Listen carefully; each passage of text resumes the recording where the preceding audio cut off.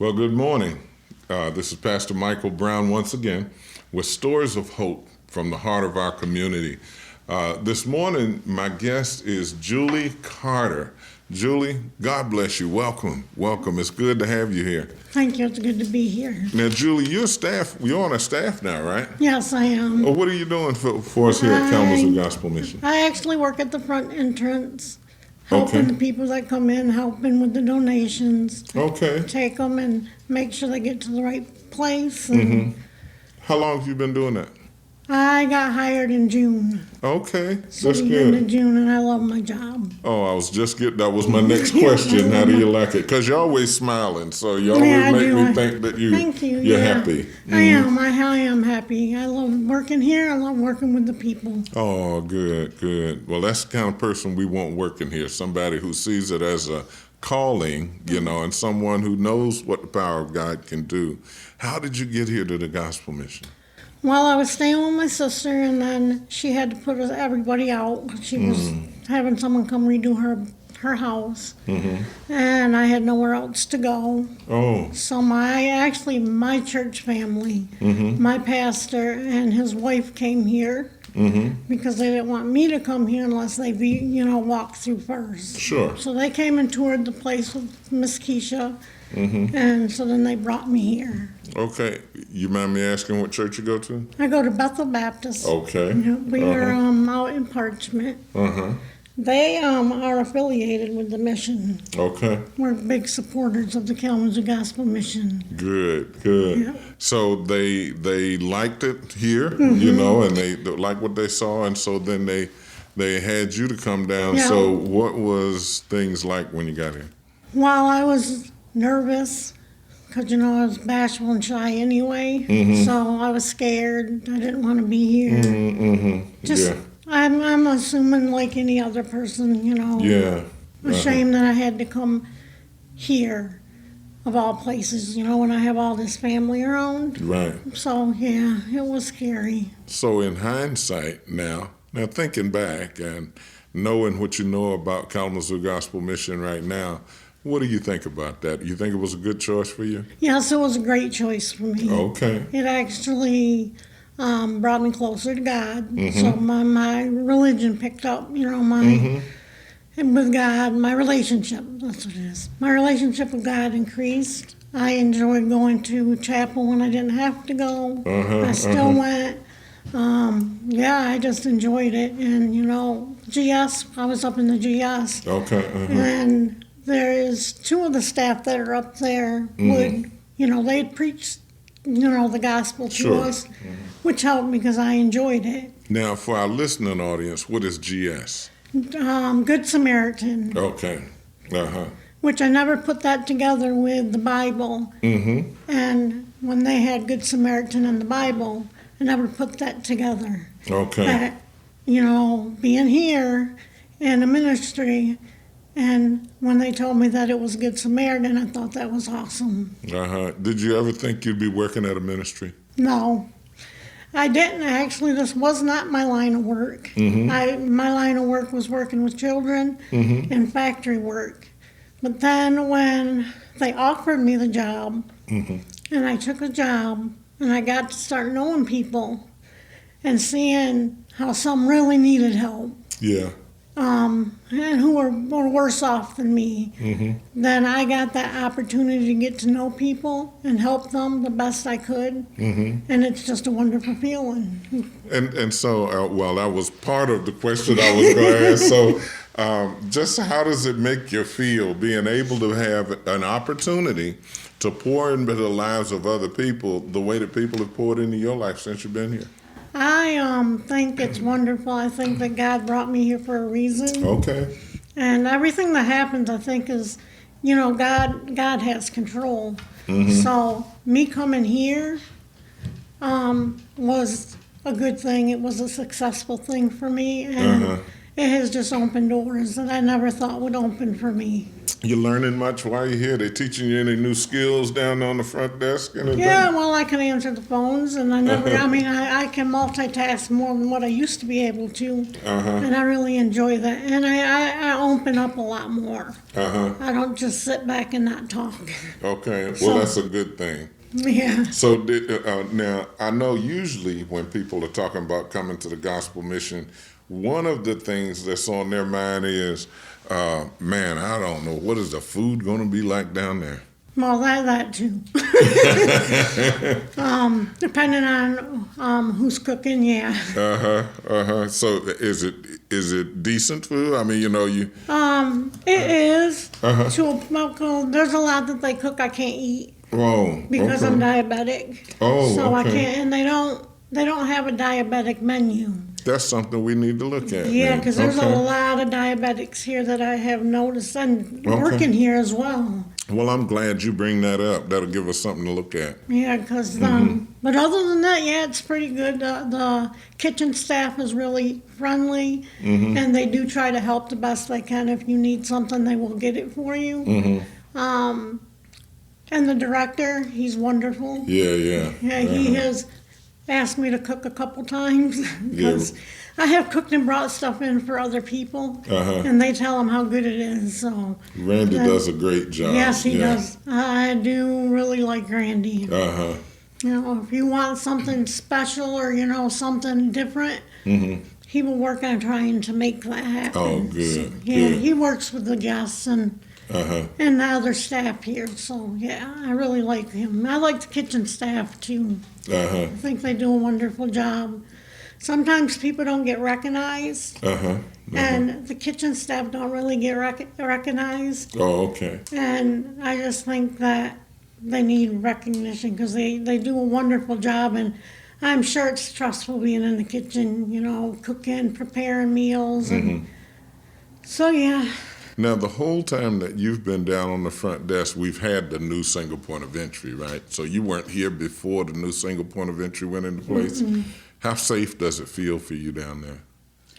With knowing that the bulletproof glass is up, that makes me feel safe. Sometimes I put myself in danger, not realizing it, because if somebody's being hurt, I want to go help. And I got to remember, let the other people go help. You just call out for the ambulance. And that actually happened over the weekend. Oh, really? Yeah, somebody was fighting, and I went out there, and they had to let me know, no, you stay in there so I'm safe. Yeah, we want you safe. We can always call 911. We can always call the men's division and get somebody over there that's able to take control of the situation, evaluate it, and get the right people there. We want you to be safe. Yes. Okay? I know it's hard for me to separate the two because I'm a person that always likes to help others. Well, that's because of the heart that God has given you to help people, which makes you perfect for the job, actually. Because you care about people and you know what it is that you would need if you were in that situation. Yeah. So you want to make sure that people have that as well. How does it make you feel when you hear that, don't go down to gospel mission, them people, they don't take care of nobody. They got attitudes and all that. How does that make you feel? That makes me feel really upset now that I've been here. I think the biggest thing for me is why I didn't want to be here is because our church let some of the kids from here come to our ministry a couple years ago, and they were awful. And that reflects on the parents not taking care of them, or them seeing the parents do wrong. They were fighting, they were cussing, and it scared our children at the church that they weren't coming back, so we had to quit letting them come down. So recently, for the last 2 weeks, I've taken 3 children to the church, and they've been pretty good. Okay. So I'm going to stick with them 3. Now, your church still comes out and supports the mission, don't they? Yes, they do, actually. They're supposed to be getting with, because we have a new pastor. Oh, good. Okay. They're supposed to be getting with Matt Furrow. Yes. And see, this pastor, they don't know that we volunteer here. And our speaker the one that orchestrated it, he just moved. He moved to Florida for a different position, so they're in the process of working that out. Okay, so you've got a new pastor there. Yeah, he's been here for a year. What's his name? Sean Ryan. Sean Ryan. I need to meet him. Yeah. Yeah. He would like that, I think. I would like that very much. I'll tell Caressa to reach out to him and so set up a time when he and I can get together. I always like to have the churches to be involved here because it gives them an opportunity to come down and have a relationship with the people that are here. So when they do show up at your church to worship, then the pastor has a relationship with them. And that just helps so much, because developing a relationship with the people you're trying to serve is key.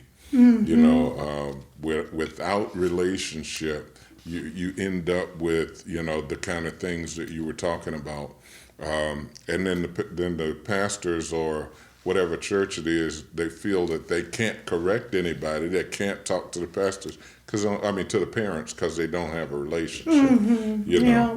It is. But yeah, I think he would like that. He has come down a couple times and has talked to a couple people, but he hasn't actually talked. Well, no, he hasn't talked to you, obviously. But our church has come in and they have served food. They have ministered here. And they did praise here. So yeah, they would like that, I think. Have you ever gone on any of the outings that they have for the kids? Kindness acts. I don't think so. I think I'm working when you guys do that. Okay, what shift do you work? I work all different shifts. Oh, okay. I really do. Most of them are 4 to 6, and then I work 4 to 12 on Friday. And then I work 8 to 4 Saturday and 8 to 4 every other Sunday.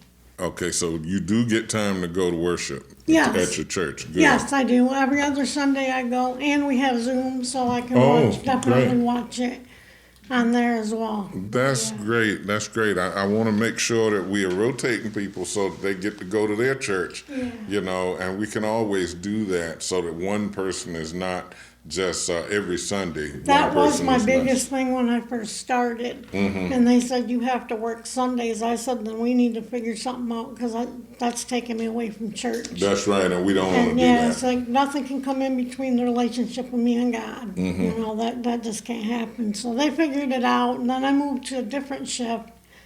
But the Sunday was overnight, and I just couldn't do that because I have medicine to take at night, and I'd be sleeping, so it wouldn't be much help. Yeah. So Julie, what would you say to a person who is listening to this program and they have been thinking about coming to the Gospel Mission, but like you, they have reservations? It's the fear of the unknown. What would you say to that person? I would let them know that this is a safe place to be. We do take care of the guests. If they need something, we're right there for them. It's not as bad as what you hear on the outside. Yeah. Because you hear bad things about the mission on the outside, which scares people. Yeah. Most of it is they don't like the rules that they have to follow. But the rules are in place to keep you safe. Exactly. And I don't care where you live. I'm paying for my home, and I got rules. Ask my wife; she'll tell you.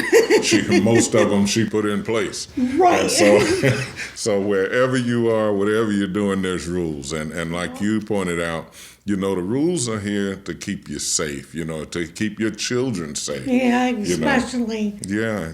And I just think it breaks my heart sometimes when I hear some of the stories in the community that I know aren't true, and that I know sometimes the people who are telling those stories, they know that they're not true, but they keep wanting to just stir things up. But as I said, wherever you are, whatever you're doing, you got to have rules to make sure that everybody is safe.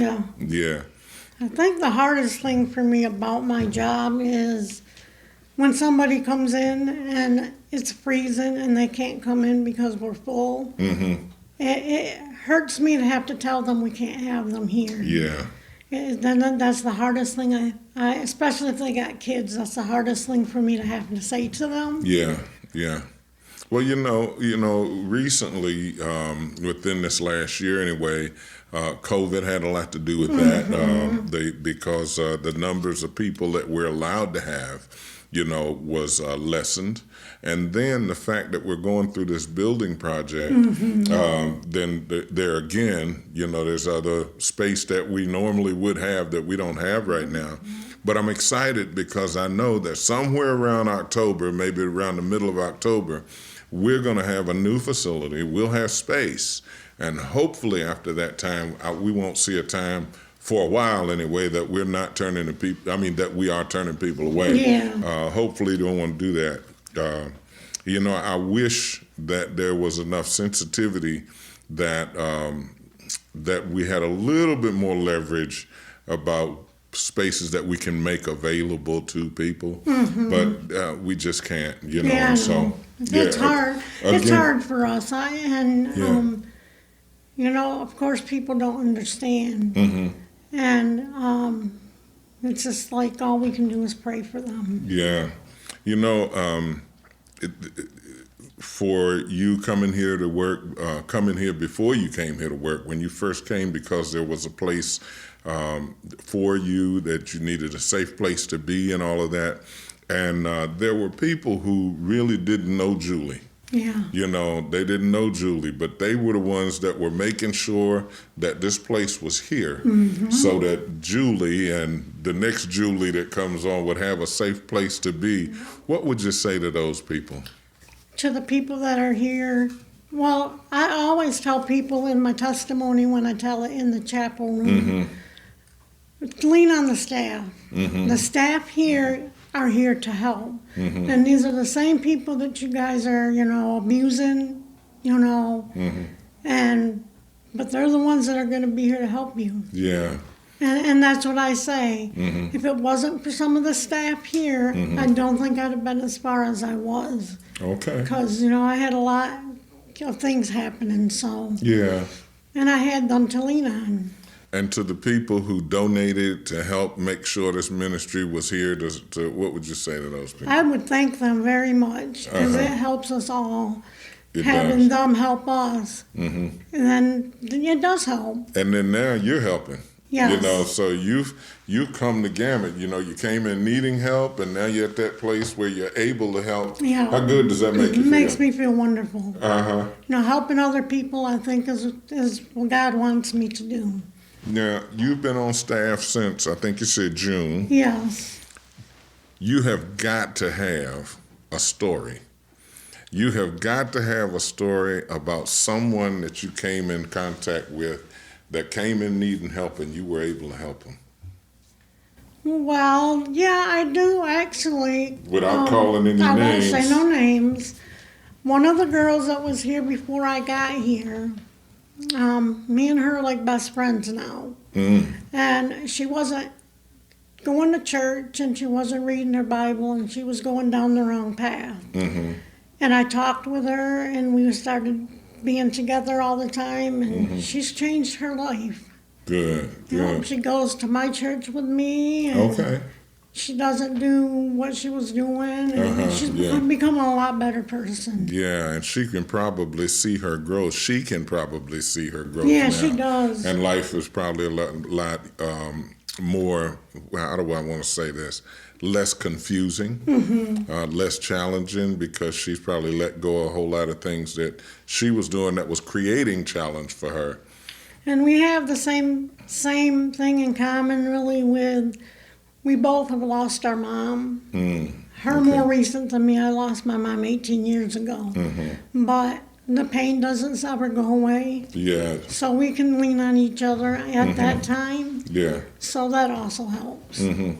What would you say, and I guess I should have probably this is the kind of question I probably should have asked you ahead of time, but I don't like to ask people questions before the show because I want their responses to be genuine. I don't want to load the questions or anything. But tell me something about the faithfulness of God. The faithfulness of God. I say it is he's always there. Mm-hmm. I mean, no matter what you do, Mm-hmm. what you do wrong, as long as you have had him come into your heart, Mm-hmm. he's there. He forgives you, and he understands, and that's faithful to me. He's faithful Yeah. because he never turns his back. You know, were you at chapel this morning? No, I wasn't. Boy, you missed a really good message this morning. It was the message was the faithfulness. No, the love of God is what it was. The love of God was the message this morning, and I'm telling you, it's just such a powerful message, and all for our staff chapel. And even our staff need to hear that, you know. Yeah. So we have a staff chapel where we have pastors come in from the community, and they'll speak to our staff, because our staff need to be encouraged too. Now, I mean, you know, we have to stay built up and continue to grow in the Lord. You know, if not, I don't think you could do this job. Yeah, you know, you can. if you weren't, you know, that's why I always encourage the staff to stay in your word. You know, continue to pray, have a thriving relationship with the Lord, you know, and that's where your strength comes from. And I am. I actually do a Bible study with someone normally on Mondays. I do children's ministry at our church every Sunday night, and it's wonderful seeing them kids just how they grow. And then I do normally go to the staff chapel here. I am here every Tuesday night helping, without saying the name, helping the guy that does the chapel. I read for him so he can give the word. And that helps him. So, and I try to come to chapel, but being I don't live here now, it's hard to get here. To come, it's hard to get up that early. Okay. All right. Well, God's going to work that out for you, you know, because you're such a wonderful part of this ministry. You're so encouraging, you know, not only to the guests that come here, but you're encouraging to the rest of the staff. Your beautiful smile, you know, you can just see the love of God all over you, you know, and just how God is working in your life. You know, and you are a great representation of what God can do in your life, you know, if you let him. Oh, yeah. You know, ladies and gentlemen, if you have heard something during this program and God's moving on your heart to help this ministry, whether it be a part as a volunteer or whether you want to donate to this ministry financially, or if you got a vehicle you want to donate, or just any kind of way you want to help support this ministry, you can give us a call at 269-345-2974. That's 269-345-2974. You can check us out on our website at www.kzoogospel.org, or just Google Kalamazoo Gospel Mission. One way or the other, you can find us and communicate with us. If you need help from this ministry, if you need prayer, just give us a call and one of our staff will be happy to pray with you.